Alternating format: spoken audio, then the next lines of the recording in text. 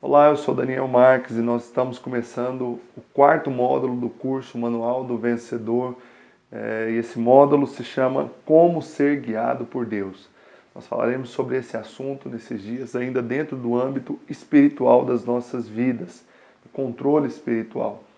E a palavra de Deus diz lá em Gálatas 5:26, que se nós vivemos no Espírito, nós devemos andar também no Espírito.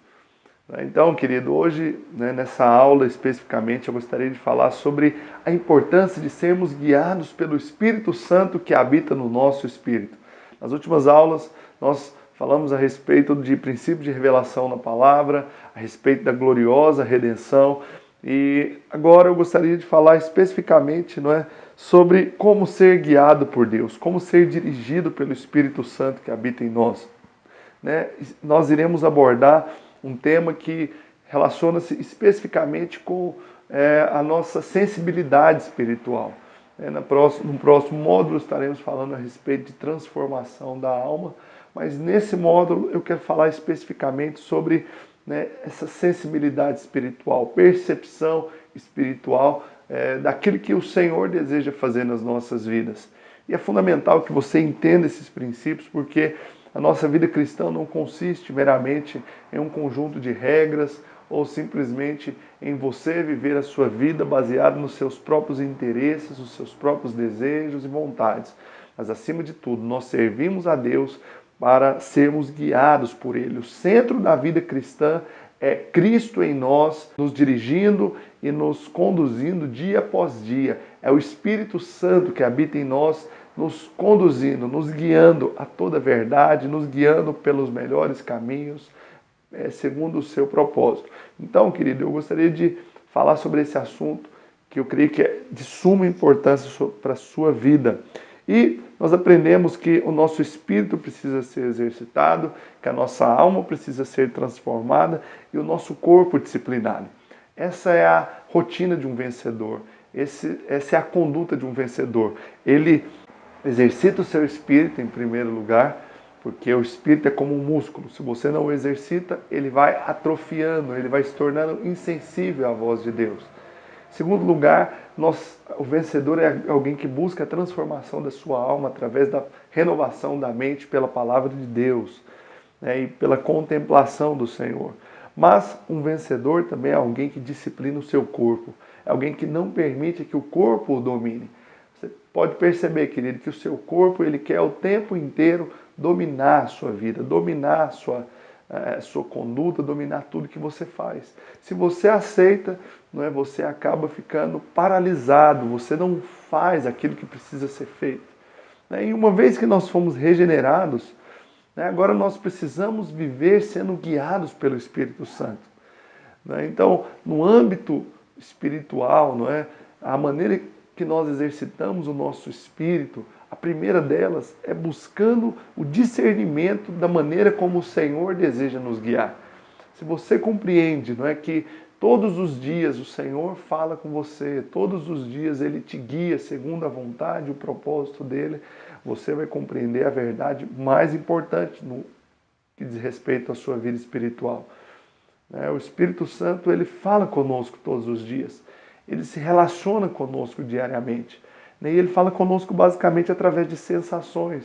Você sente algo, e você sabe que é de Deus, se você é nascido de novo. Você vai ter esse discernimento. Então eu posso dizer que nós temos tudo que nós precisamos para vivermos uma vida santa, uma vida piedosa, uma vida de vitória através da pessoa do Espírito Santo. Costumo dizer que a nossa vida espiritual é como se você tivesse inúmeras doenças. E um dia você fosse a um médico, ele receitasse para você uma série de remédios, mas que ele iria colocar esses remédios numa seringa, que se chama coquetel, ele aplicaria de uma vez só em você, seria curado de todas elas. Isso foi o que Deus fez conosco, querido. Nós estávamos doentes, nossa doença se chamava pecado. Só que quando Deus nos transformou, Ele nos deu um remédio perfeito, que foi o Espírito Santo habitando em nós. O Espírito Santo nos deu tudo que nós precisávamos. Nos deu paz, amor, alegria, benignidade, paciência. Tudo que nós precisávamos, o Espírito Santo nos deu. através da sua vida que veio habitar em nós. Então a vida cristã hoje, ela não é meramente um conjunto de regras, mas é você aprender a ser guiado pelo Espírito Santo. E ela se baseia em duas substituições. A primeira foi na cruz, quando Cristo morreu por você. Mas a segunda substituição é no nosso dia a dia. O Senhor deseja viver a nossa vida, Ele deseja nos guiar, Ele deseja nos direcionar todos os dias através da pessoa do Espírito Santo que habita em nós. Você só precisa discernir esse agir de Deus na sua vida. Então nós vamos dividir o nosso estudo, querido, em 3 princípios, em 3 partes, podemos dizer. Que a vida no Espírito, então, ela implica em 3 coisas. A primeira é em andar por fé. A segunda, em andar pela cruz. E a terceira, em andar pelo sobrenatural. Essas 3 coisas são o que definem a vida de alguém que é guiado por Deus. Andar por fé, andar pela cruz e andar pelo sobrenatural. E o primeiro aspecto que eu gostaria de falar é sobre andar em fé. Essa é a primeira coisa, a primeira lição que você precisa aprender caso você deseje ser guiado por Deus, deseje viver uma vida cristã vitoriosa. Então nós podemos entender o padrão da vida no Espírito, compreendendo também como foi o primeiro pecado, compreendendo como a queda aconteceu. Porque se nós conhecemos o desvio, isso nos ajuda a trilhar o caminho de volta ao modelo de Deus. E ao olharmos para a palavra de Deus ali em Gênesis, quando ocorreu a queda de Adão e Eva, nós percebemos que o primeiro pecado que aconteceu foi qual? Foi a incredulidade. A incredulidade foi a primeira coisa que aconteceu, porque a Bíblia diz que Adão e Eva estavam ali vivendo tranquilamente no jardim, seguindo a direção, a ordem do Senhor. A Bíblia diz que ao entardecer, todos os dias, Deus vinha ter com eles, falar com eles. Só que de repente, a serpente, eu acredito que ela começou a assediar Eva. Começou a falar para ela, olha, come do fruto da árvore, do conhecimento do bem e do mal. Não tem problema, Deus disse que vocês morreriam, mas vocês não vão morrer coisa nenhuma. Não vai acontecer nada, não tem problema. Come, vai. E eu acredito que por causa daquele assédio, Eva preferiu acreditar na palavra da serpente do que na palavra de Deus. E Adão, consequentemente, também, porque ele comeu do fruto. Então, queridos, nós percebemos que a primeira coisa que aconteceu foi a incredulidade. O primeiro pecado, porque eles preferiram acreditar na voz do inimigo do que na voz de Deus. Então, assim como surgiu o primeiro pecado, surgem todos os outros. Sempre que você peca, o princípio é o mesmo. A primeira coisa que acontece é que você acredita na voz do inimigo que fala na sua mente, no seu coração, do que na voz de Deus. Você, por um momento, deixa de colocar a sua confiança e a sua fé na palavra e acaba acreditando naquilo que o inimigo está falando ao seu coração. Então nós podemos dizer que o pecado ele se manifestou primeiramente pela incredulidade, mas ele se manifesta de 3 formas, pelo menos. Primeiro, a incredulidade. Segundo, a independência. E terceiro, através da vida natural. Então, primeiro eles foram incrédulos. Depois eles decidiram seguir um caminho de independência contra Deus. E terceiro, eles foram soberbos, arrogantes, ao ponto de decidir viver uma vida natural, sem depender e confiar em Deus. E, geralmente o pecado segue esse caminho, esse mesmo trilho. Então, o primeiro aspecto do pecado é esse. Eva preferiu acreditar em Satanás do que em Deus. E diante de você sempre vai haver essas 2 afirmações também. Sempre vai haver a afirmação do diabo e a afirmação de Deus. Então a questão aqui envolvida é simplesmente uma. É você decidir em quem você vai crer. Você decidir em quem você vai confiar. Decidir em quem você vai acreditar. Então Eva duvidou da palavra. E aqui começou todos os problemas da carne, E para entrarmos na dimensão do Espírito novamente e sermos genuínos vencedores, nós precisamos andar em fé. Precisamos decidir viver uma vida de fé. E se você ler a palavra de Deus no Antigo quanto no Novo Testamento, uma das coisas que a Bíblia mais fala é sobre fé. Que a vida cristã é pela fé. E Hebreus capítulo 11 diz que sem fé é impossível agradar a Deus. Então, se você quer agradar a Deus, quer viver uma vida espiritual saudável, você precisa ser alguém que crê, alguém cheio de fé. Mas fé se baseia simplesmente em duas coisas, em confessar e agir. Você confessar a coisa certa e agir da maneira como você creu. Uma vez que você tem essa convicção, essa atitude, com certeza você irá trilhar o caminho correto. Então, carnalidade é o sinônimo de incredulidade. Toda pessoa carnal, quem que é a pessoa carnal? Aquela que anda no âmbito da alma ou do corpo, ela é incrédula. Então, aquela pessoa que não é espiritual, ela geralmente é uma pessoa sem fé. É uma pessoa indiferente, uma pessoa insensível. Por quê? Ela não está caminhando, né, na direção do Espírito, mas ela está vivendo uma vida baseada nos seus próprios desejos, nas suas próprias vontades, nos seus próprios pensamentos, e por causa disso ela não consegue andar em fé e acaba se tornando uma pessoa carnal, natural. Mas a vontade de Deus para nós não é essa, querido. O Senhor deseja que você seja alguém que ande em fé. Então, para com a pessoa de Deus, o pecado se manifesta de três formas, como eu falei. O primeiro é a incredulidade, o segundo é através da desobediência.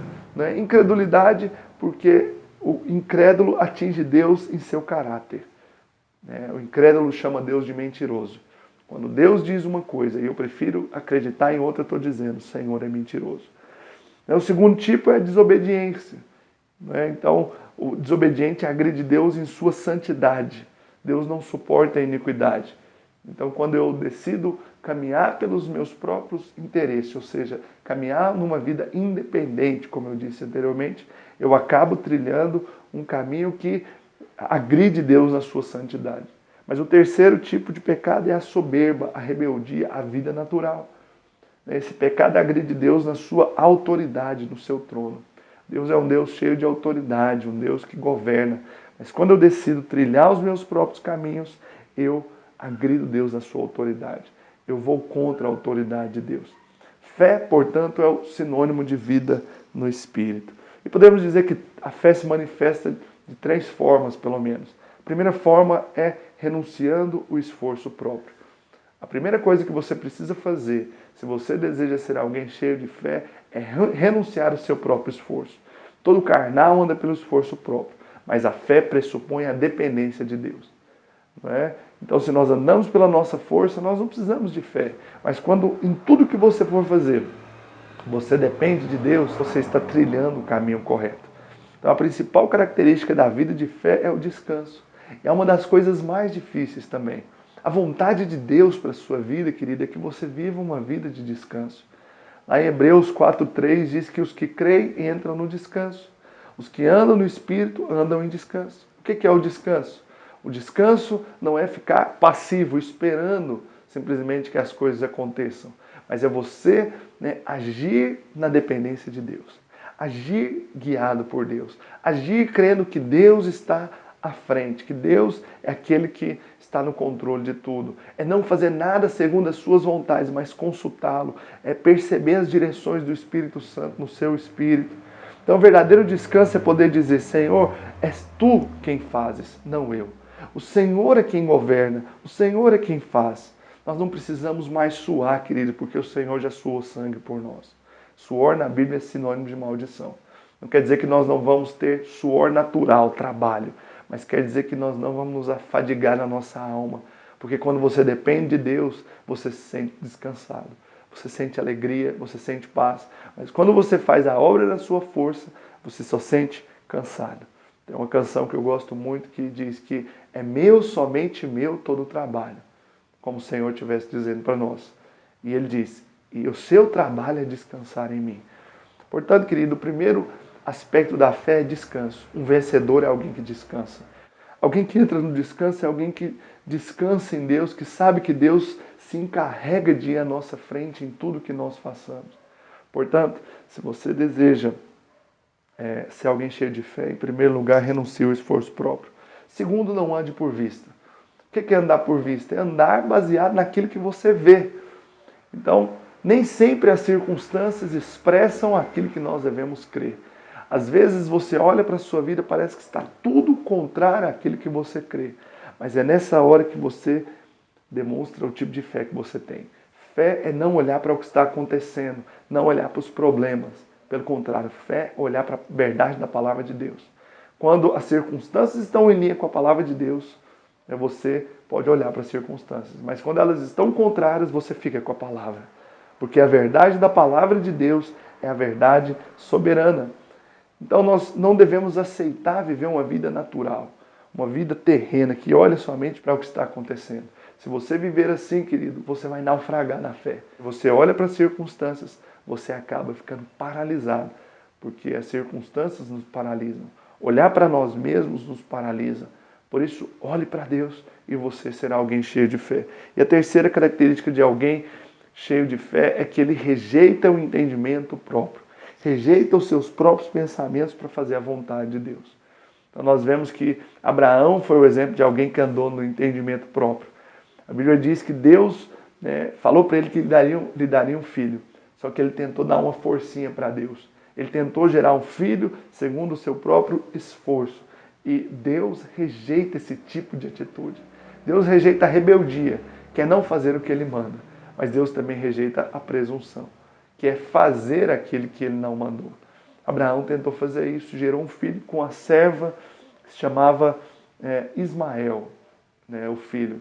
E por causa disso, aquele filho juntamente com aquela mulher acabaram sendo expulsos ali do arraial, do meio do povo de Israel. E Abraão teve um filho, então, que foi Isaque, que foi o filho da promessa. Sabe, às vezes nós temos essa postura de tentar ajudar Deus, tentar fazer algo com base no nosso entendimento, no que nós achamos que é melhor. Mas a melhor forma de agir é com base na vontade de Deus. Quando Deus fala, a transformação, a vida, mas muitos de nós às vezes só dependemos do que nós pensamos, do que as pessoas dizem. E viver assim, querido, não é a vontade de Deus. O Senhor deseja que você dependa dEle, que você ande com base na vontade, no entendimento dEle, não com base nos seus próprios pensamentos naturais.